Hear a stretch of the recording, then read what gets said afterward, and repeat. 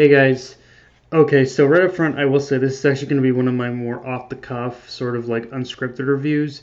Because, yeah, straight up, I will say this chapter has me asking so many fucking questions that I couldn't just process it into written word.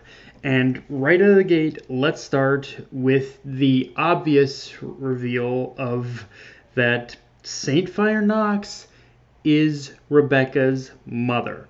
And right out of the gate, that in itself has me asking a shit ton of questions.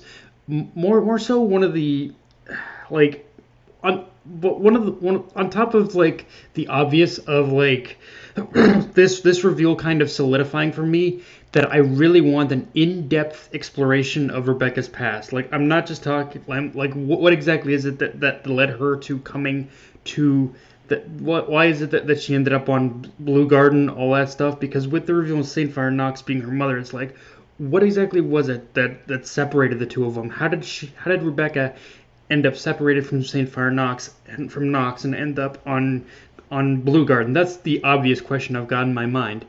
But even more so than that, with the reveal of Saintfire Nox being her mother, it has me kind of questioning what exactly is the connection between Rebecca's powers and whatever powers Saintfire Nox has. Like I don't think we've ever really discussed the whole idea of the ether gear powers being like a hereditary trait or anything. But and I don't even know if that's actually the case here. But it's like, how exactly, what exactly is it about Rebecca's? Is there any kind of connection between between Rebecca's powers and whatever powers Saintfire Nox has? Like it's got me just kind of questioning what exactly, like if there was more. It is kind of just has me asking the question of if there's a lot more to the origins of Rebecca's ether gear than what we initially thought. Like I know that was kind of always like in question, especially with how powerful her ability actually is. But now I'm kind of questioning it even more, and particularly what exactly is Saintfire Nox's powers? Like what exactly is it that what's the connection between Rebecca's powers and whatever Saintfire Nox has? I'm probably overthinking it in this respect, but I can't help feel that there might be more of a connection now with the reveal of Saintfire Nox being her mother. Again, I don't know, but I've got that feeling in the pit of my gut about it.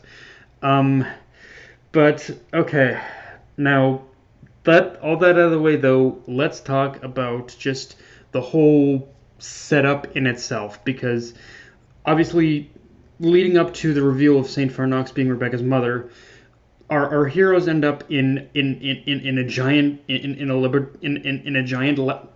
lab with basically with suspension tubes lining the walls like out of the fucking Matrix or some shit like that, and each one of them containing a mother, which leads to the reveal of which leads to Ziggy's reintroduction and telling them every single one of these women is a mother. So like Kagura's there. We see Kagura there. We see Weiss's mother there. We see again Saintfire Nox is there. Like all these mothers are there, and he says every single one of these mothers share a connection to the entity of mother, and it's like, okay, so for those who don't know, my pretty much name, the Dark Knight of Anime, it comes from the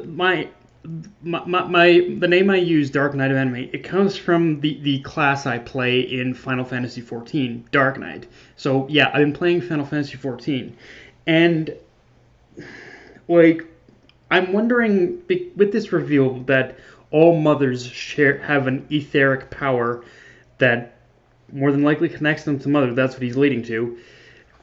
I wonder if it's sort of like I wonder if it's kind of something to the logic of the primals from Final Fantasy XIV, in the sense where prayer leads to, in the same sense that prayer leads to the birth of primals, that like a mother's love almost is what sustains and helps create and helps sustains Mother. I mean, I know Mother is basically a machine, but I wonder if, like, unlike most machines who run on like most machines do run on a power source, and I'm wondering if this is the revelation that the power source Mother runs on is essentially a mother's love. Like that's essentially what she like the etheric power of a mother's love almost. Like that's kind of what I have to glean from this, because I've got no other explanation as to what the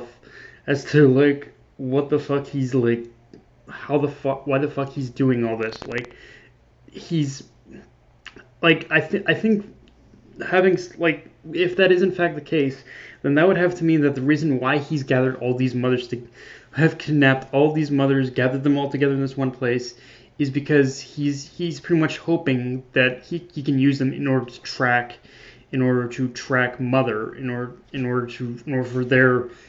for their etheric essence to lead to, in order to trace their etheric trip, the etheric trail they leave back to Mother. Like that's kind of the thing I'm thinking of. Like it's the only thing that makes sense right now in this situation. But like this again, the whole scene in the laboratory, that was like all kinds of twisted. Like I'm not gonna lie, like I sometimes Mashima is kind of really one of those mangaka where I wonder how much of Western media he takes influence from, because again, that whole scene in the lab, it was something like straight out of the fucking Matrix, like with the whole pods and all that, same kind of energy, same kind of vibe here, like holy shit. And yeah, like I got nothing to say outside of that. But I guess moving on from all that though, all that craziness, I do want to talk about what's going outside, because we're pretty much we finally got to touch up on that. And yeah, it's basically a situation now where everyone who's engaging Dead End Crow is now ready and prepared in order to fight him. And I've got my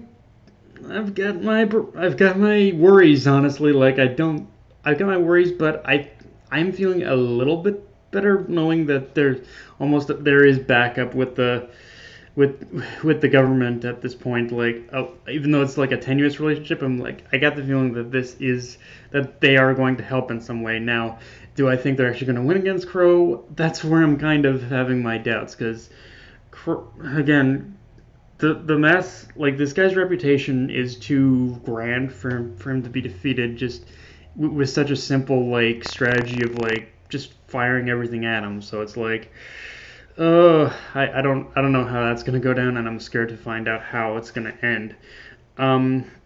But now, the one thing I do gotta talk about though, and it is something that is still bugging me, even though I think the guy does, which I think he has learned somewhat, which is that we see Justice kind of do a little eavesdropping on Aknoella, and Aknoella basically pretty much already like knows he's there and attacks Justice straight up without even warning. So it's like it's one of those things where I'm kind of with Elsie, where I'm like, dumbass, get free her already. You understand the kind of situation you're in. You cannot hope to like even fight Aknoel, much less avoid her alone. You gotta need her backup in this. And I'm like, please, Justice, do something. Like, do something that doesn't involve trying to go this solo shit act. Like, I'm sure part of him is he's trying to protect her, but at the same time, it's like, dude, she's not a fair maiden you need to protect, okay? She can hold her own, so please, just, like, I don't know, like, I get it. Justice is still trying to follow by the rules while trying to help too, but it's like, dude's gotta make a decision right now. He can't hope to defeat Aknoella alone. Like, he kind of needs Elsie's help here, and I'm hoping he realizes that soon. But yeah, guys, that's pretty much all I got for this crazy ass chapter. just please tell me what the fuck you think about this chapter, because I don't know how much my theories are correct with this video, but it's the only thing I can think of correctly, and I really want to know what your guys' thoughts are. But if you enjoyed the video, like, comment, subscribe. I'm on Twitter, Analyst Crunchyroll. Be sure to notification bell, subscribe button, and just share the video around, guys. Dark Knight of Anime, signing off. Later, everyone.